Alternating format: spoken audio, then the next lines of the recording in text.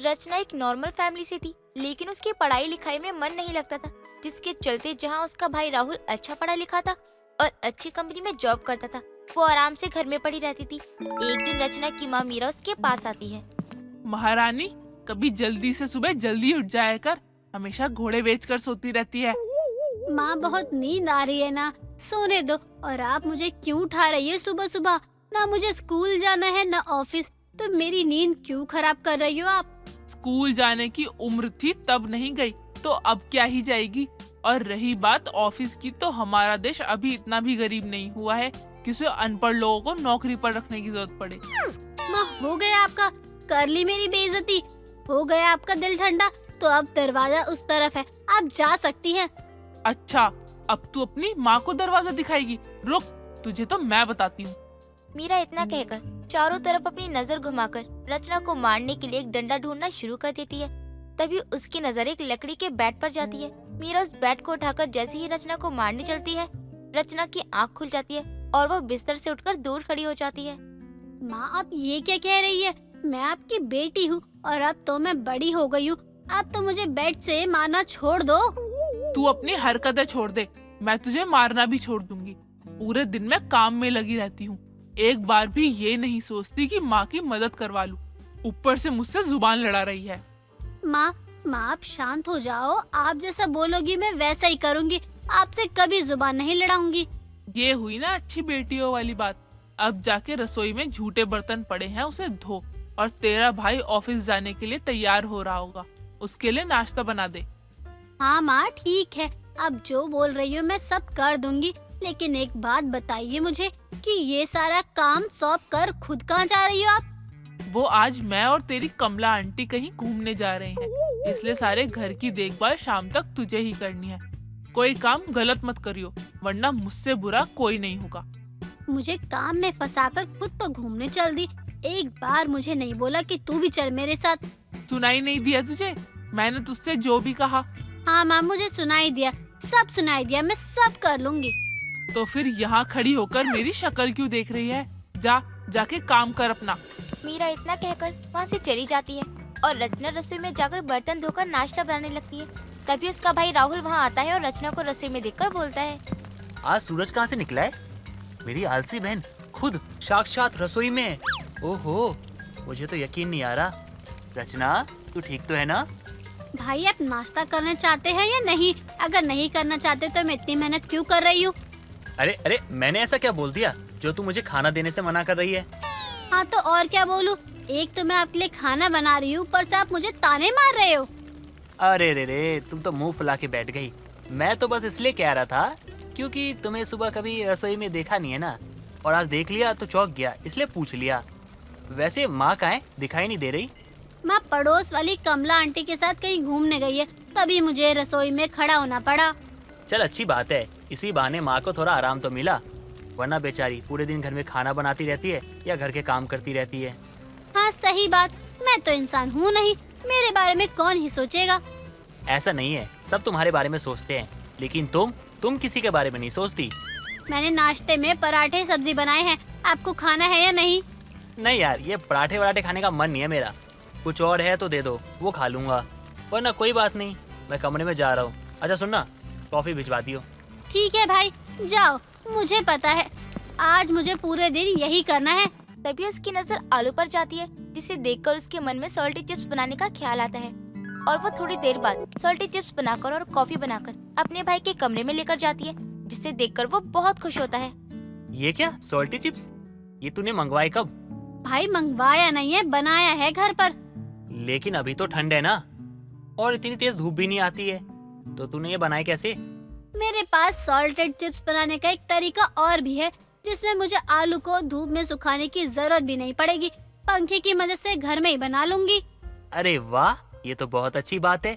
चलो, कोई काम तो तूने दिल और दिमाग लगा के किया, वरना कोई काम तो तुझसे होता नहीं है, और मन तो तेरा किसी काम में लगता नहीं है। अब मैं खा के बताता हूँ कैसा बना है।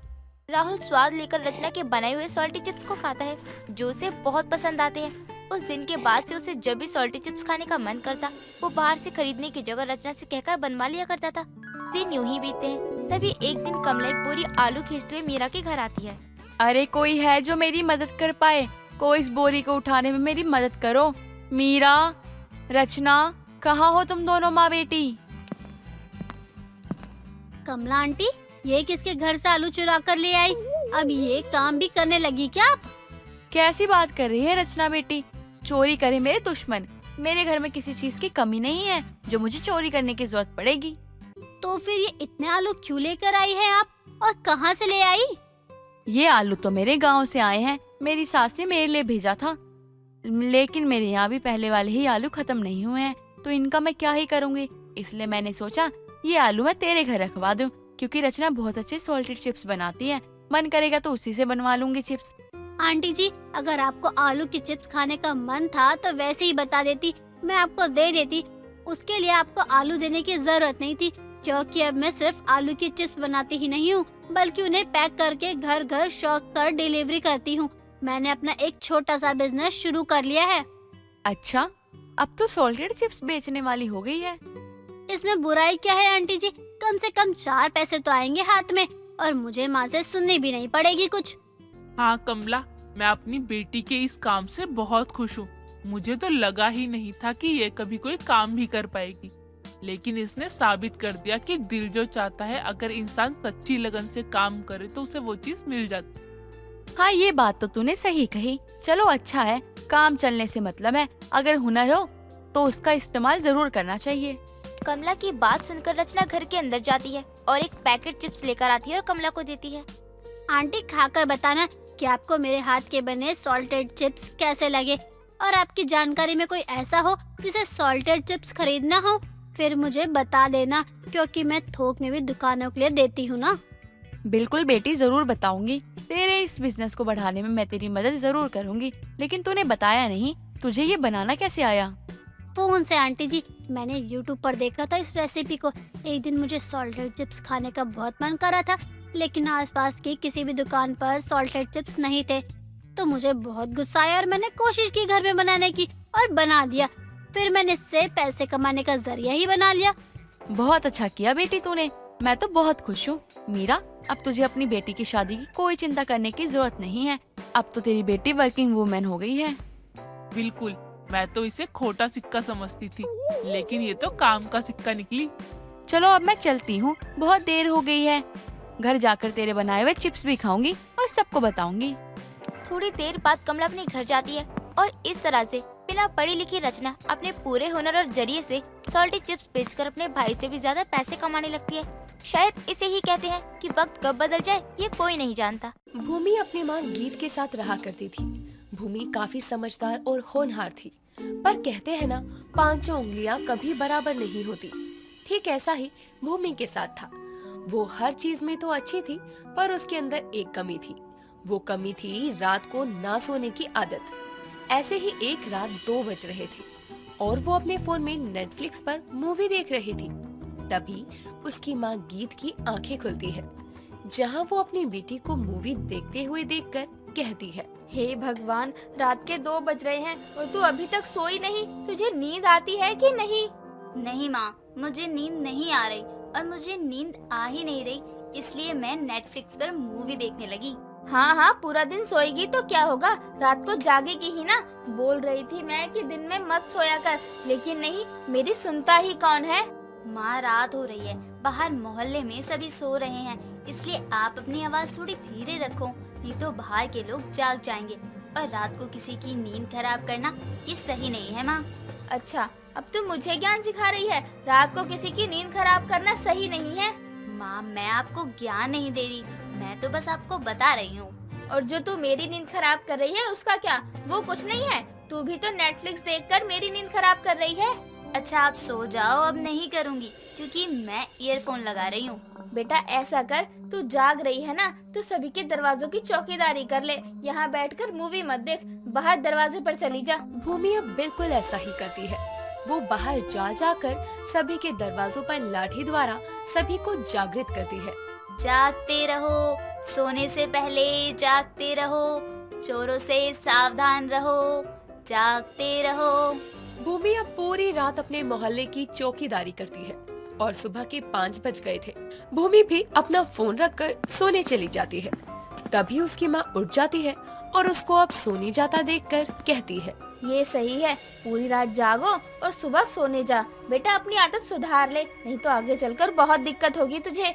माँ सोने दो ना, मुझे बहुत नींद आ रही है। गीत उसको बोलती रह जाती है, पर भूमि पर कोई असर नहीं पड़ता और वो सोनी चली जाती है। समय गुजरता है, पर भूमि में कोई बदलाव नहीं आता और उसको हर रात उठता हुआ देखकर एक बार फिर गीत भूमि से कहती है, भूमि बेटा, तू रात को उठी रहती है। कल वीरवार है और मुझे कल मंदिर भी जाना है। तो ऐसा करना कि सुबह 5 बजे मुझे उठा देना और तू सो जाना। इसी तरह से मैं जल्दी भी उठ जाऊंगी, साथ ही मेरी पूजा भी हो जाएगी और तू अपना सो भी लियो। माँ वैसे मैं उठा तो दूंगी, पर आपको नहीं लगता कि आप मुझे टोंट दे रही हो? अरे नहीं नहीं बेटा, मैं भला तुझे टोंट दे सकती हूँ? कैसी बातें कर रही है मेरी बच्ची, तेरी माँ हूँ मैं तो बस तेरा भला ही सोचती हूँ। अच्छा अच्छा ठीक है, उठा दूंगी, अभी आप सो जाओ। भूमि की बात सुनकर अब गीत सो जाती है और अगली सुबह 5 बजे भूमि अपनी माँ को उठा देती है और खुद सो जाती है। जहाँ भूमि सो रही थी तो वहीं गीत मंदिर में जाकर पूजा कर रही थी। तभी उसकी एक सहेली उससे टकराती है और उससे कहती है, अरे गीत, तू यहाँ कैसे? और घर में सब कैसे हैं? सब ठीक है ना घर में? तेरी भूमि कैसी है? बाप रे, इतने सारे सवाल एक साथ। वैसे मैं बिल्कुल ठीक हूँ, साथ ही भूमि भी ठीक है। अब तो बड़ी हो गई है, मैं तो बस उसकी शादी के बारे में ही सोच रही थी। अरे वाह, वो इतनी बड़ी हो गई कि तू उसकी शादी के लिए सोच रही है। खैर ये सब छोड़, मैं क्या कह रही थी कि मेरी नजर में एक बहुत अच्छा लड़का है, उसका नाम नमन है। अगर तू कहे तो भूमि की बात चलाऊं उससे? यार ये बातें ऐसे मंदिर में सही नहीं, और तू तो जानती है कि शादी ब्याह की बातें जितने आराम से हो उतना ही अच्छा है। ये सारी बातें ऐसे जल्दबाजी में ठीक नहीं है ना, इसलिए तू मेरे घर चल, फिर आराम से बात करते हैं। गीत की सहेली गीत की बात से सहमत होती है और अब वो पूजा खत्म करके गीत के साथ उसके घर जाती है, जहाँ गीत की सहेली गीत से कहती है, देख गीत, जो नमन है ना, वो मेरे देवरानी का बेटा है और लड़का और घर काफी अच्छा है, साथ ही अमीर भी है। हमारी भूमि काफी खुश रहेगी वहाँ। अच्छा ऐसी बात है, तो चला मेरी बेटी की बात। अगर घर अच्छा है तो क्या ही खराबी है। अरे पर भूमि से बात तो कर ले, कहीं उसको इस रिश्ते से कोई आपत्ति ना हो। भूमि मेरी बेटी है और उसके लिए उसकी माँ पहले है। मैं जानती हूँ वो इस रिश्ते के लिए मना नहीं करेगी। अब क्या था, गीत की हाँ मिलते ही गीत की सहेली भूमि का रिश्ता नमन से करा देती है और बहुत ही जल्द उनकी शादी भी होती है। समय के साथ भूमि अपने ससुराल की सब जिम्मेदारियां बखूबी निभाती है। भूमि का परिवार सच में काफी अच्छा था, पर भूमि की सास निमी भूमि की रात भर जागने की आदत से बहुत परेशान थी। ऐसे ही एक शाम भूमि अपने घर के दरवाजे पर बैठकर अपना फोन यूज कर रही थी। तभी उसकी सास निम्मी आती है और अपनी बहू को ऐसे दरवाजे पर बैठा देखकर उससे कहती है, बहू, तू ऐसे दरवाजे पर क्यों बैठी है? तू किसी का इंतजार कर रही है क्या? नहीं मम्मी जी, वैसे मैं किसी का इंतजार तो नहीं कर रही, पर मुझे नींद नहीं आ रही थी, तो मैंने सोचा कि बाहर दरवाजे पर काफी अच्छी हवा चल रही है, तो क्यों ना मैं यहीं बैठ जाऊं। बेटा, तू अब किसी के घर की बहू है और इस तरह दरवाजे पर बैठना शोभा नहीं देता तुझे, इसलिए बहू तू अंदर बैठ जा। मम्मी जी, अभी थोड़ी ही देर में अंदर आ जाऊंगी, और वैसे भी अभी नमन जी भी तो नहीं आए, जब वो आएंगे तो मैं भी अंदर आ जाऊंगी। जैसी तेरी मर्जी। मैं तेरी इस आदत से बहुत परेशान हो चुकी हूँ, पता नहीं मुझे कैसी बहू मिली है। निम्मी उसको दरवाजे पर ही छोड़कर चली जाती है और इसी तरह रात के 12 बज जाते हैं और जब नमन घर आता है तो वो अपनी पत्नी को दरवाजे पर बैठा देखकर कहता है, भूमि, तुम इतनी रात को दरवाजे पर क्या कर रही हो? नमन जी, आपको तो मैंने पहले ही बता दिया था कि मुझे रात के समय नींद नहीं आती, और आप आए भी नहीं थे, साथ ही यहाँ पर अच्छी हवा भी चल रही थी, तो मैंने सोचा कि मैं यहाँ बैठ जाऊँ। इसी तरह से मैं यहाँ बैठकर आपका इंतजार भी कर लूंगी और हवा भी खा लूंगी। अच्छा चलो, रात बहुत ज्यादा हो गई, अंदर चलो। रात के समय इस तरह से दरवाजे पर बैठे रहना सही नहीं होता। भूमि अब नमन के साथ अंदर जाने को होती है। तभी उसकी नजर एक आदमी पर पड़ती है जिसने अपना चेहरा पूरी तरह से ढका हुआ था। उसको देखकर भूमि अपने पति से कहती है, नमन जी, उधर देखो, एक चोर खड़ा है जो बगल वाले आंटी के घर की तरफ देख रहा है। कैसी बात कर रही हो भूमि? हमारे यहाँ चोर नहीं आते। अरे नमन जी, एक बार पीछे पलट कर तो देखो। नमन अब जैसे ही पीछे पलटता है वैसे ही उसकी नजर भी चोर पर जाती है और चोर को देखकर नमन कहता है, हाँ भूमि, तुम बोल तो बिल्कुल सही रही हो। ऐसा करो, तुम सबको जगाओ और मैं उस चोर के इरादे पर पानी फेंकता हूँ। नमन की बात से भूमि एग्री हो जाती है और अपने हाथों में एक मोटी लाठी लेकर हर घर के दरवाजे पर पीटने लगती है। जागते रहो, सोने से पहले जागते रहो, चोरों से सावधान रहो, जागते रहो। बाहर के शोर से अब सभी गली वाले उठ जाते हैं और भूमि के ऊपर चिल्लाने लगते हैं। भूमि के ऊपर सब चिल्ला रहे थे। तभी निमी बाहर आती है और सभी को अपनी बहू के ऊपर चिल्लाता देखकर अपनी बहू से कहती है, बहू, क्या हुआ? तुझ पर ये सब लोग इस तरह क्यों चिल्ला रहे हैं, जैसे तूने इनसे न जाने क्या छीन लिया? अरे बहन, तुम्हारी बहू ने हमसे हमारी कीमती चीज ही तो छीन ली है। अरे ऐसा भी क्या छीन लिया जो तुम सब मिलकर मेरी बहू पर चिल्ला रहे हो? हम सभी की नींद। अरे तुम्हारी बहू को नींद नहीं आ रही है तो इसको बोले ना कि ये तुम्हारी नींद खराब करे, ना कि हमारी। निमी भूमि को डांटने जा ही रही थी कि तभी वहाँ पर नमन आता है और उन सभी को सारी सच्चाई बताता है। ये जानने के बाद सबकी नजरें शर्म से झुक जाती है, लेकिन निमी को अपनी बहू पर बहुत गर्व होता है और वो गर्व से कहती है, देख लिया तुम सभी ने, मेरी बहू का जागना कितना काम आ गया। मेरी बहू कोई मामूली बहू नहीं है, बल्कि चौकीदार बहू है। बहू मैं तेरे साथ हूँ, तू इनके घर की देखभाल मत करना और बस अपने घर की करना। अब मैं तुझे रात में जागने से कभी नहीं रोकूंगी। इस तरह अब निमी को अपनी चौकीदार बहू पर बहुत गर्व था और अब सभी लोग भूमि को चौकीदार बनने का आइडिया देते हैं, जिसके बाद अब बहुत ही जल्द भूमि चौकीदारी की नौकरी करने लगती है। गंगू गांव की अनपढ़ लड़की थी जिसकी शादी श्यामलाल से हो जाती है। श्यामलाल भी एक मजदूर था जो हर दिन कमाता और अपने घर का खर्चा उन्हीं पैसों से चलाता।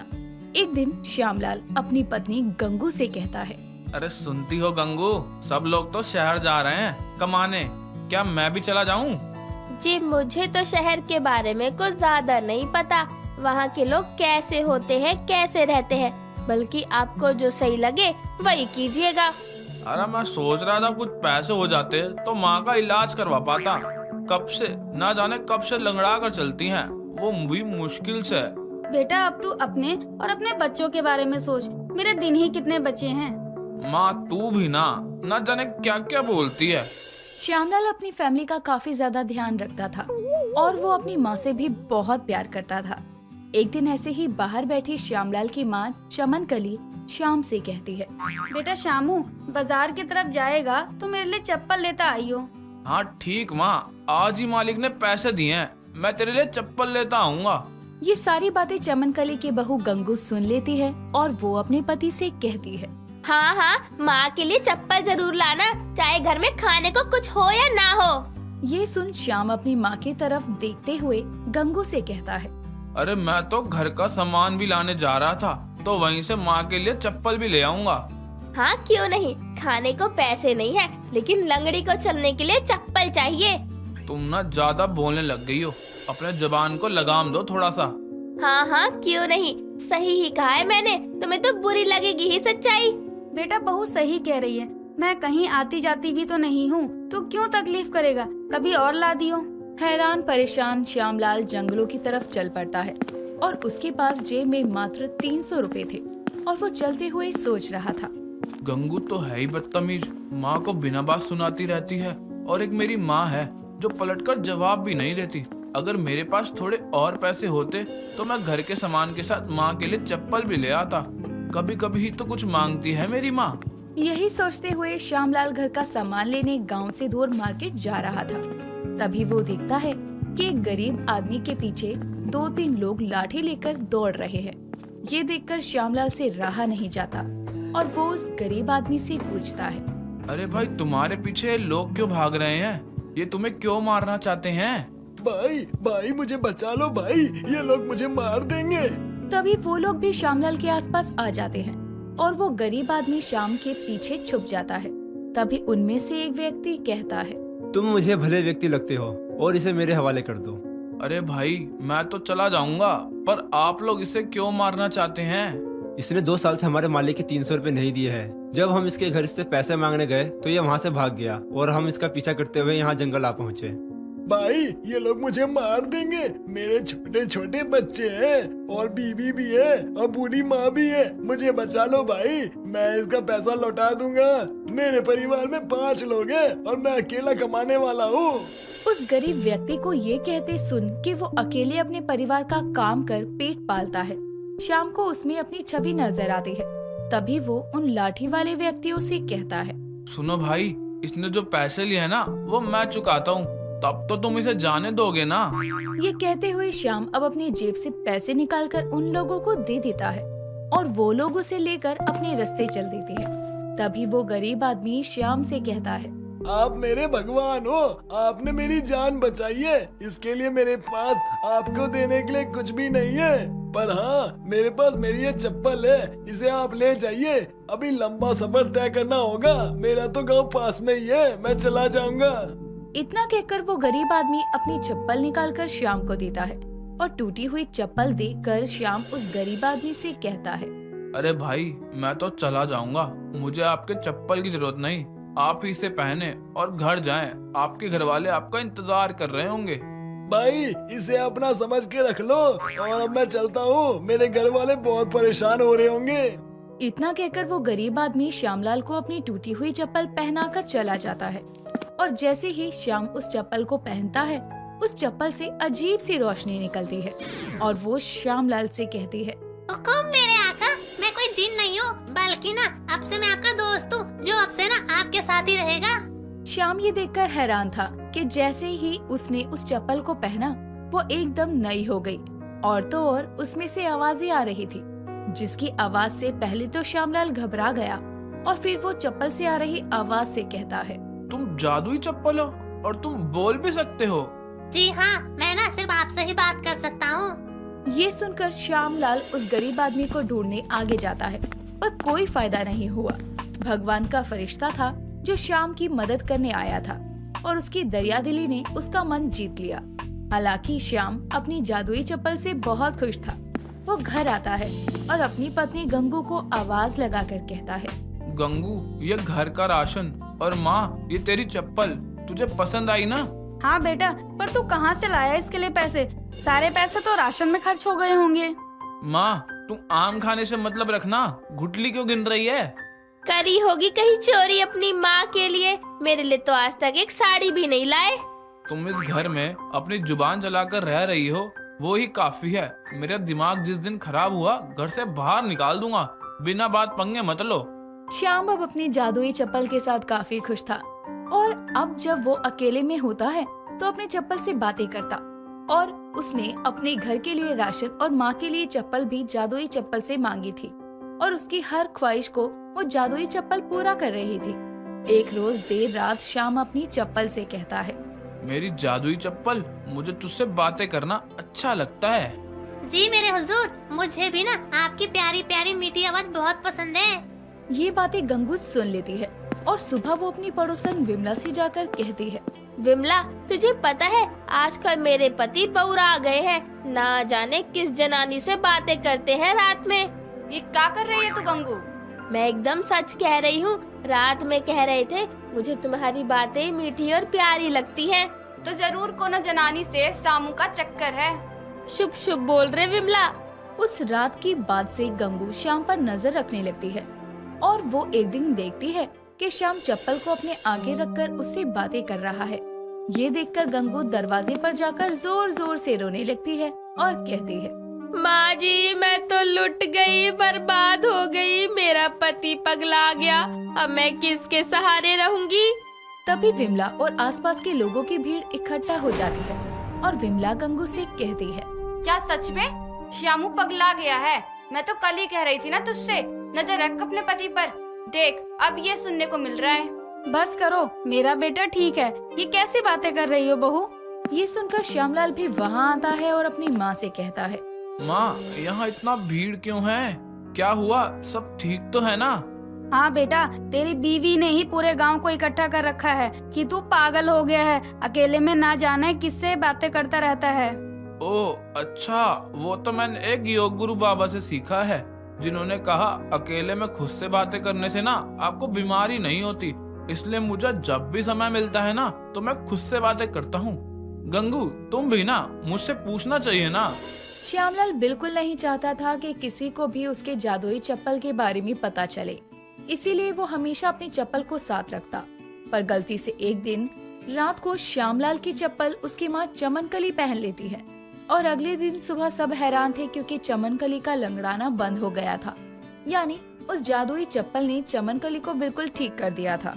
और एक रोज सुबह के समय श्याम चप्पल से कहता है, हम दोनों का साथ विक्रम बेताल सा है, सबको पता होते हुए भी हम सीक्रेट हैं। इस तरह श्याम और जादुई चप्पल का एक खास रिश्ता बन जाता है। पर श्याम कभी भी उस चप्पल का गलत इस्तेमाल नहीं करता और ना ही वो चप्पल किसी को अपना फायदा उठाने देती। दोस्तों, अगर आपको ये कहानी पसंद आई तो इसे लाइक करें, शेयर करें और कमेंट करके बताएं कि कहानी में आपको सबसे अच्छा क्या लगा।